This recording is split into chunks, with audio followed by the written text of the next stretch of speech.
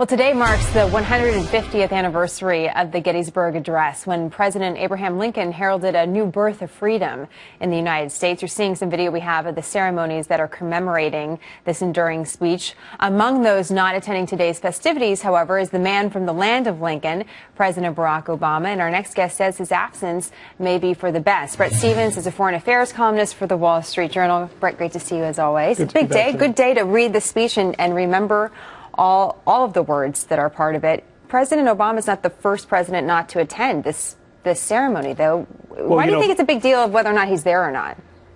Well, this is a president who very much and very self-consciously was walking in the footsteps of Abraham Lincoln. You know, he declared his candidacy for president from the steps of the old Capitol building in Springfield. When he took his ride on his way to his inauguration, he took the same route as President Lincoln. He twice swore his oath of office on the Lincoln Bible. And a lot of his admirers have said he is, in effect, the second coming of Lincoln because his oratory is so terrific, or because the challenges he faces are so immense.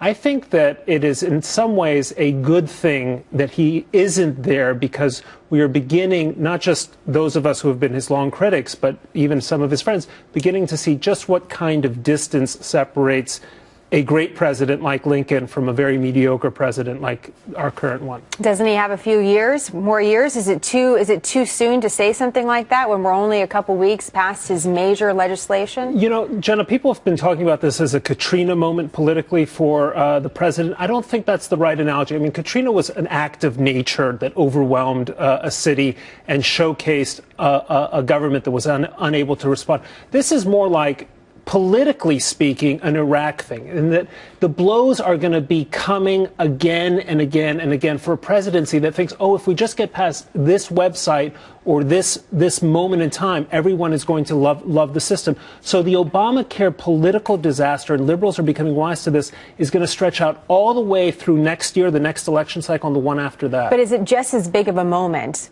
for all involved in politics right now, not just the Democrats that supported this legislation, but also conservatives and what they do in this moment in our history? You know, it's a great question, because I think a lot of conservatives are thinking maybe we should just be sitting back and just watching this train wreck, like, you know, spend our time rubbernecking all the way to the 2014 and 2016 elections as the Democrats self-destruct. I don't think the Republicans can do that. I think they need to start talking about viable alternatives to supplement or replace Obamacare. If they don't do that, people are going to say, well, what's the Republican plan? Big question kind of on politics in general. Here we are 150 years after this moment in our history.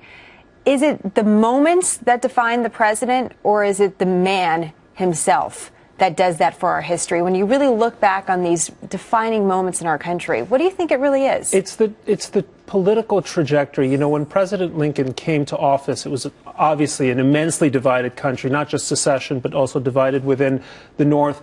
Edwin Stanton, who had become his Secretary of War, called Lincoln the original guerrilla. They hated Lincoln. They thought he was a buffoon from the West, and he kept impressing them with battle after battle, decision after decision, speech after speech, so that shortly after he died, Grant was calling Lincoln incontestably the greatest man I've ever known. Obama's political trajectory is exactly the reverse. He came in, he was being celebrated as the second coming of Abraham Lincoln, and now he's looking like the second coming of Jimmy Carter. What do you think the next 150 years looks like? I think they look good, actually, for the United States, because this country has an enormous capacity for political and moral and economic self-renewal that no other country has. And really, when you think about it, that moment in time proves your point. Right. Interesting. Bret, great to see you as always. Thank you very much.